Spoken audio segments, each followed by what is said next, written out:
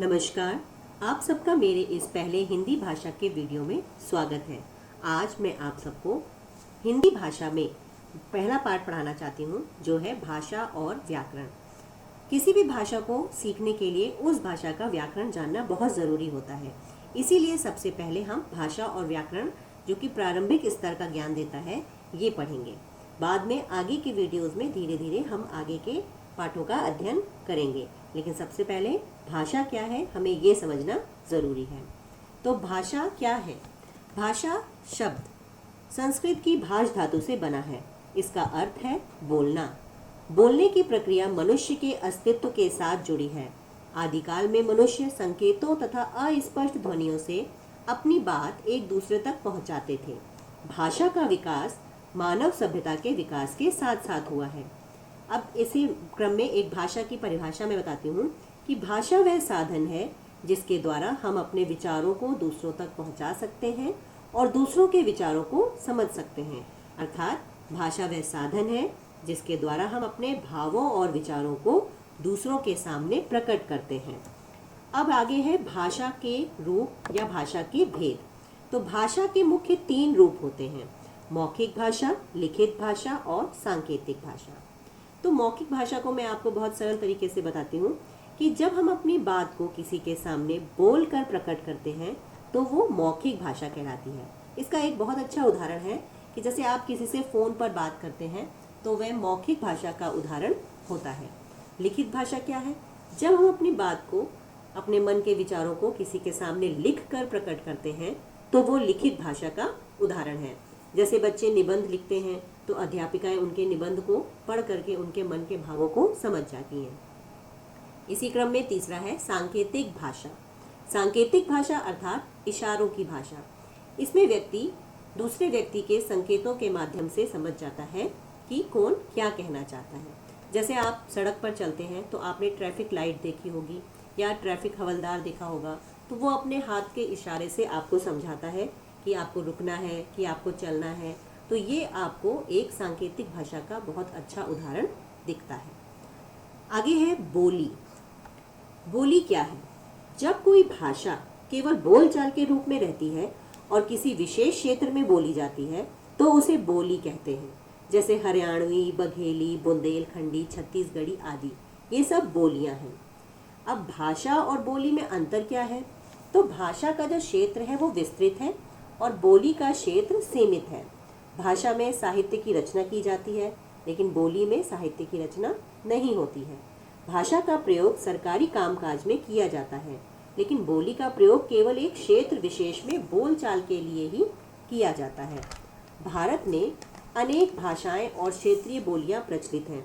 जैसे पंजाब में पंजाबी, केरल में मलयालम, कर्नाटक में कन्नड़, तमिलनाडु में तमिल आदि।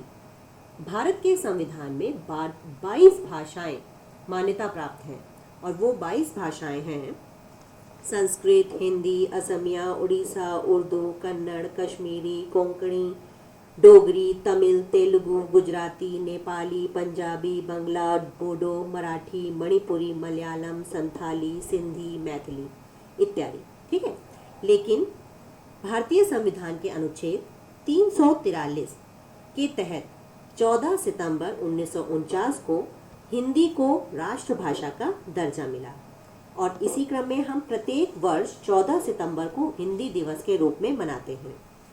हिंदी भारत की राष्ट्रभाषा है।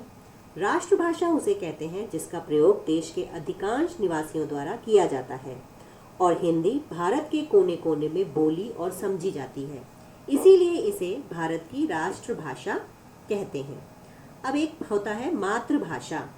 मातृभाषा का क्या अर्थ है? माँ द्वारा प्राप्त भाषा। अर्थात एक बच्चा अपनी माता या परिवार से जो भाषा स्वाभाविक रूप से सीखता है वह उस बच्चे की मातृभाषा होती है। और आगे है राजभाषा। तो राजभाषा का क्या अर्थ है? राजकाज की भाषा, अर्थात जिस भाषा का देश के कार्यालयों में राजकाज के लिए प्रयोग किया जाता है उसे राजभाषा कहते हैं। और राष्ट्रभाषा मैं आपको पहले ही बता चुकी हूँ। इसी क्रम में आगे है लिपि। लिपि क्या है? भाषा के लिखने के ढंग को लिपि कहते हैं। प्रत्येक भाषा की अपनी विशेष लिपि होती है। हिंदी भाषा की लिपि देवनागरी है। इसके अलावा संस्कृत, मराठी, नेपाली आदि भाषाओं की लिपि भी देवनागरी है। लेकिन हिंदी और संस्कृत की देवनागरी, लेकिन अंग्रेजी की रोमन, पंजाबी की गुरुमुखी, उर्दू की फारसी, ये भी इनकी लिपियां हैं। और लिपि किसी भी भाषा को समझने के लिए उनके लिखने के ढंग को कहते हैं। ठीक है। नेक्स्ट है व्याकरण। व्याकरण क्या है? व्याकरण वह शास्त्र है जिसके द्वारा हम भाषा के नियमों को जानते हैं। नियमों को जानकर शुद्ध लिखना, पढ़ना और बोलना सीखते हैं। व्याकरण के 3 भेद भी होते हैं: वर्ण विचार, शब्द विचार, वाक्य विचार। वर्ण विचार क्या है? इसमें हम वर्णों का अध्ययन करते हैं। वर्ण को इंग्लिश में हम लोग अल्फ़ाबेट्स कहते हैं, वही हिंदी में वर्ण है। शब्द विचार दूसरा है, इसमें शब्दों की उत्पत्ति, बनावट, उच्चारण का अध्ययन किया जाता है। वाक्य विचार तीसरा है, इसमें वाक्यों के प्रकार, भेद, प्रयोग, रचना आदि का अध्ययन किया जाता है। इस तरह से व्याकरण के 3 भेद हो गए: वर्ण विचार, शब्द विचार, वाक्य विचार। फिर इसके बाद आता है साहित्य। साहित्य क्या है? भाषा द्वारा ज्ञान की प्राप्ति होती है और प्रत्येक भाषा में ज्ञान का अथाह भंडार है। यह पीढ़ियों से संचित होता आ रहा है। यह ज्ञान ही साहित्य है। साहित्य ज्ञान का संचित कोश है, युगों से एकत्रित ज्ञान का भंडार है। साहित्य ही हमारा 2 प्रकार का होता है हिंदी साहित्य: गद्य साहित्य और पद्य साहित्य। गद्य साहित्य में साहित्यकार सामान्य रूप से बोलचाल की भाषा में अपने विचार व्यक्त करते हैं। गद्य साहित्य के अंतर्गत कहानी, कथा, संस्मरण, निबंध, पत्र, उपन्यास, नाटक आदि आते हैं। और पद्य साहित्य में साहित्यकार तुकबंदी तथा लय द्वारा अपने विचारों को व्यक्त करते हैं।